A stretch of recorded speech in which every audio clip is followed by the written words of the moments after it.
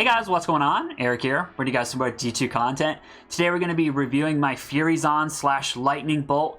We'll go over the gear, the charms, the stats, the skills, the Mercenary, and then we will run a map to showcase the clear speed. Let's get into the gear.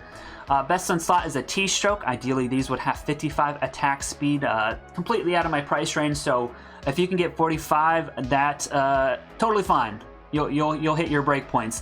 I think the breakpoint is 95 attack speed for the melee attack and then 89 attack speed for the throw. So if you can't get 55, if you get 49, that'd be pretty cool too. For the gloves, best in slot would be 30/30s, so 30 attack speed, but since I can't get my 55 T-strokes in conjunction with 30 attack speed gloves, in order to use a 10 attack speed T-Gods, I figure this is the next best thing. This thing is mana starved, so perfect for mana after each kill on the gloves is probably the next best thing. I ended up paying 1.5 for this. For this, I got this so early, I think I paid a Vex rune for it. I could probably get between 10 and 15 high runes nowadays. For the gloves, skill ring, mana after each kill, 3 is perfect on the ring. I think I paid 10 high runes for this, which is honestly fair just because it's practically perfect and it matches my other ring. I could get more damage with a skill ring, whether it's a Wisp, BK, or another SOJ, but since this kind of lacks resist, this is the best in slot in my opinion. You get mana after each kill, life after each kill, you get some resist, and that FCR is actually kind of nice. It helps me hit another breakpoint to cast my Valkyries, so kind of inconsequential, just nice to have, and then magic find where I can get it. For the belt, best in slot would be a 10 increased attack speed T-God if you could hit the breakpoints in other slots. What some people do is they might use 10 increased attack speed T-Gods and then +2 High Lords, but with my amulet and the belt, it's the same amount of skills, so I figured I'd just go with this route. It helps me get a little bit of magic find. In previous seasons, all my characters just had Istrans in all the sockets, so for this skill character, I'm just going all facets.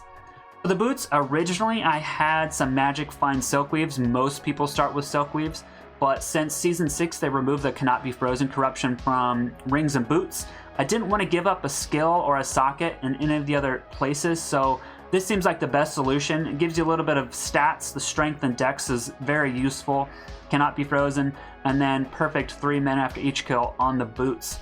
For the shield, got this a while ago. It's probably one of my main upgrades back in the day. Early, maybe like second week, I paid 3 high runes for this. Boxed it myself. It's the only time I've gotten 2 sockets on a box this season. I've had horrible puzzle box luck, but it has really high res, and then I happen to have a lightning facet already, and that's where I decided to go with pink. Totally arbitrary, but it looks pretty. For the armor, as I said, horrible puzzle box luck. I bought this one a while ago as well because I only paid 5 high runes for it. Got 1 socket. I paid 10 high runes for another one of these, boxed it again for 1 socket. At least I was able to sell that one for 8 high runes, so I only lost about 2.5 high runes at the time. That's when I gave up and bought a vial for my T-strokes. I'm saving up. I'll try again. Eventually I will have a 2 socket one of these, but for now, 1 facet and 5 men after each kill, I'm happy. Amulet, as I said, a lot of people use +2 High Lords to get that attack speed. If you hit your breakpoint without the amulet, this is going to be best in slot. I think I paid 2 high runes for this. You'd think it would be way more expensive, but like I said, it's really hard to get attack speed, so if you don't want to use an IES jewel or pay for a really expensive upgrade in another slot, this is the way to go. For the helm, I originally started with a perfect 1 socket cannot be frozen Griffins, and then I moved up to a 2 socket CBF Griffins, and then once I got my Maros, I finally had the opportunity to get some more damage, and I think I paid 20 high runes for this thing clean, and then the jewels were 2 or 2.5, so this was about 24 high runes. On swap, this is the only CTA I made. I didn't buy it. I thought, 6/4 good enough. I could definitely get a +3 lidless, but I don't think I will spend 8 or 9 high runes just to get 15 more life here, or, you know, another 5 high runes just to get another 30 life here, so good enough.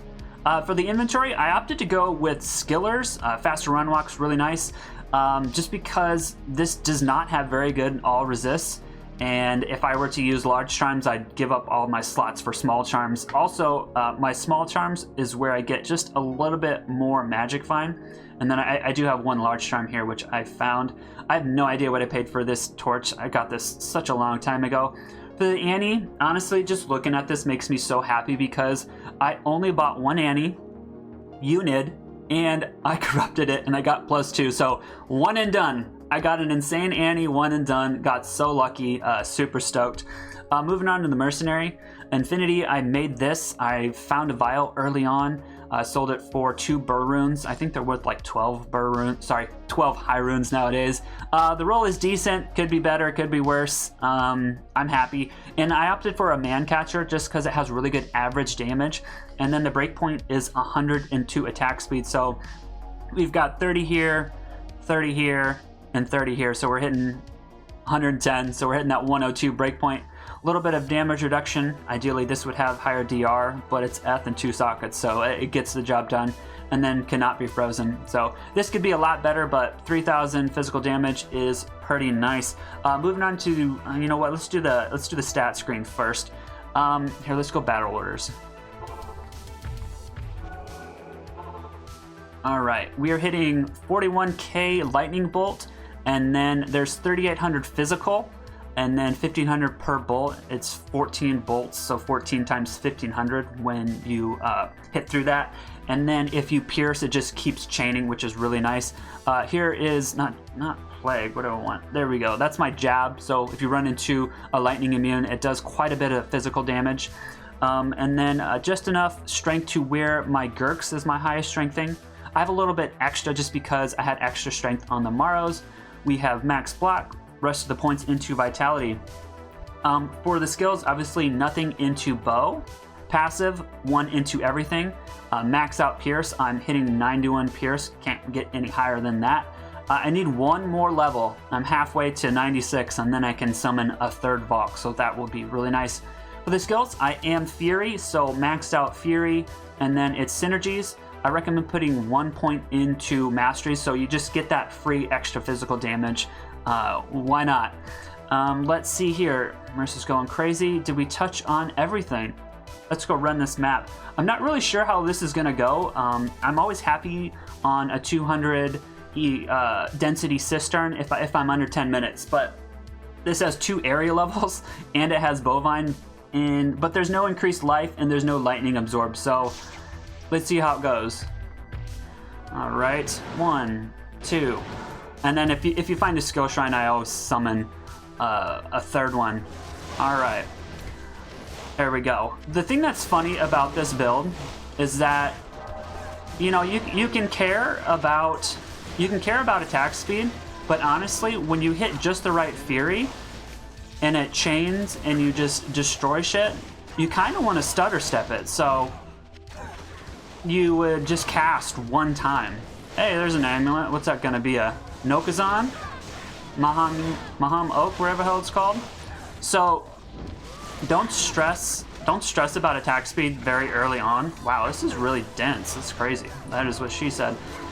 And because you want to stutter step, you cast once, let it explode all the monsters, and then keep going.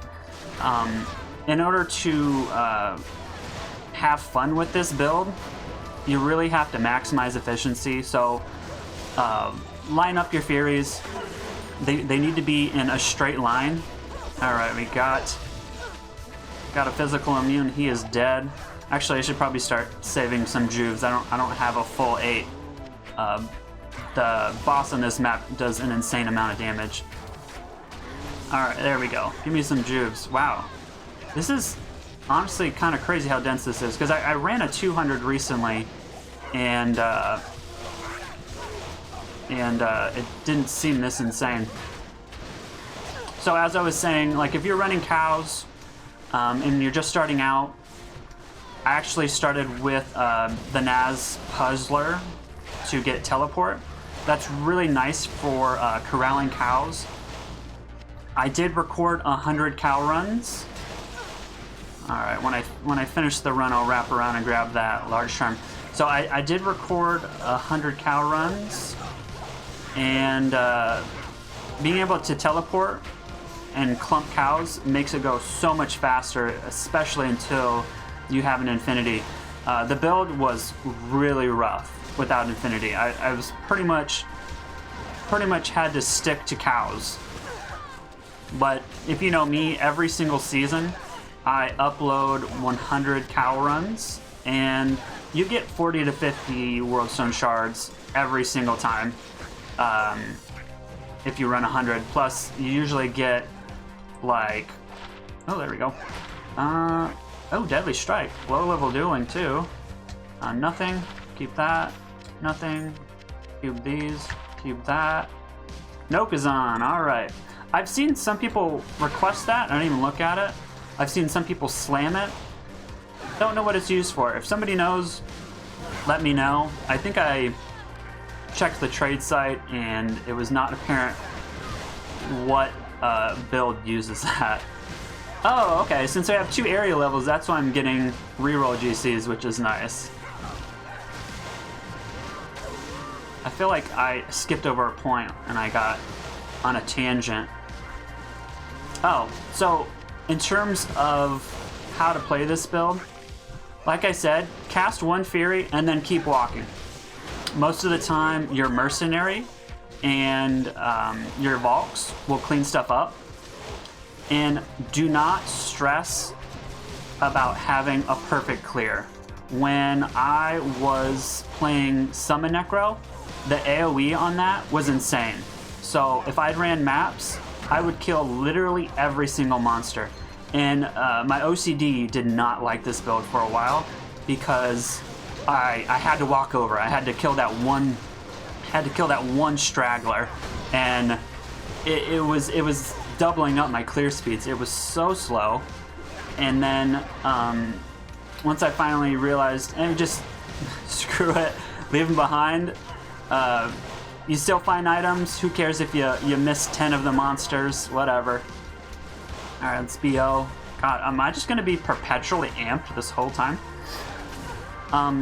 Another really good map that does have lightning immunes, and then it lets you test that playstyle. Oh no, not what we need. Not what we need. Is Bastion Keep, because the summoners. Oh, there we go. PNB. The summoners on there are lightning immune, so I just explode everything around them and then just say screw it, and I don't kill those. And then as you can see, I do like to pick up stuff. I saw a really interesting video about clear speeds. I apologize, he's another content creator. Leave a comment if you happen to see this, but it was really interesting. You can try not picking anything up, clearing the map, and then picking everything up after the fact and see how that goes. I actually haven't even tested that theory. I like killing as I go and trying to ID everything and picking everything up. I used to pick up magic amulets. I still do every now and then. I found so many good ones, like the +3. They might have life or skills, but I have yet to corrupt 1-all skills or castrate when needed on magic amulets. So it's I don't know. It's not worth the shards, it seems, even when you do find a good base. And then selling a good base as is doesn't really have a market either. You'd think it would be, like if you found like 3 to lightning and 10 castrate. Maybe there's value in that now, but I don't know. It saved me a lot of time not picking those up. I've also picked up every single bolt and arrow for the most part, and haven't hit anything amazing. Those are insanely rare, so I mean it takes a lot. The thing about that is they take up so much space and they drop so often that when you're doing your clear speeds, worrying about your clear speeds, having to worry about an ID, 5 arrows and bolts, it adds up. I've just, in previous seasons, I did Holy Bolt, I did a Wind Druid, and then I've done Summon Necro as my main 2 times. And switching to one element, even with Infinity,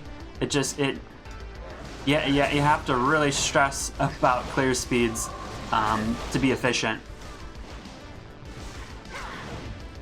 Alright, do we come up back here? Alright, getting close to the boss. This boss, the damage range I do with Bolt is 0 to like 41k. So sometimes he drops quick, sometimes he doesn't. What I like to do, because this dude does so much fucking damage, is, wow, I was doing good on cursing and then I dropped an F-bomb. I like to cast my summons bulks way over to the side. Wow, don't die, Eric. I only have so many juves. And then that kind of distracts them. But probably, ooh, pure demonic, gothic? Oh, we'll see what it is for those low-level duelers. Wow, my inventory's full. 2 to summoning. That's kind of cool looking. And we'll donate that. What do we got here? Nothing. All right, ID all yellow shields. Nothing. What's the ED? 82. All right, we will slam that in a bit. All right, we actually, you know what? Let's go to the cube. And we're back. Yeah, so I've been IDing all of my rare armors and rare shields. Ideally, you would get, you know, like 150 enhanced damage with maybe 3 sockets on it already for the armor, and then for the shields, you could get block, skills, and then 3 sockets already. So in a perfect world, you could get 2 to Zon, slam it for 1 all skills. It could have 3 sockets inherently on it as a rare. So I'm gonna keep trying. I kind of want to make a Reddit post or a video about all of the close calls that I've had. All right, we're coming up on that large charm. We are almost done. I may or may not put a counter to see how long this took. Although we did go to the stash. And garbage? Garbage. All right. I just looked at that. That's the camera. All right. If you guys enjoyed the video, leave a like. If you guys have any questions, leave a comment. If you guys want to see more from me, subscribe to my channel. We did it. We did it. My throat is dry. My voice is hoarse. We're done.